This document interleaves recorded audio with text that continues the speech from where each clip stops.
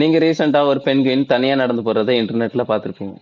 இது 2007ல encounters at the end of the world அப்படிங்கிற ஒரு டாக்குமெண்ட்ல கேப்சர் பண்ணப்பட்ட ஃபுட்டேஜ். ஃபர்ஸ்ட் இந்த பெண்குயினை பத்தி சொல்றேன். இந்த பெண்குயின்லாம் கூட்டமா தான் வாழும், கூட்டமா தான் சாப்பிடும்.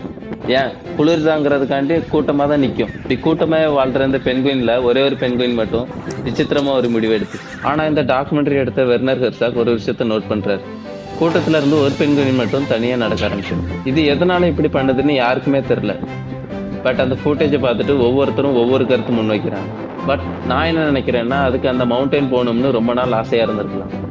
அதான் இனி என்ன ஆனாலும் பரவாயில்ல, நம்ம இறந்துருவோம்னு தெரிஞ்சும் அதுக்கு பிடிச்ச மவுண்டைன் நோக்கி போயிடுச்சு. இதுல என்ன இம்பார்ட்டன்ட் திங்னா மற்ற பெண்குயின் மாதிரி டெய்லி சர்வே லைஃப்காக மற்ற பெண்குயின் கூட போகாம அதுக்கு பிடிச்ச மவுண்டைன் நோக்கி போச்சு. அதே போலதான் நம்மளும் எல்லாரும் போகிற பாதையில நம்மளும் போகலன்னா அது தப்புன்னு அர்த்தம் ஆயிடாது. பயந்து எதுவுமே செய்யாம இருக்கிறதுக்கு உங்களுக்கு தெரிஞ்ச ஸ்டெப்பை தைரியமா எடுத்து வைங்க. Success in your hands. ஏன்னா different path doesn't mean wrong path. Follow what you love.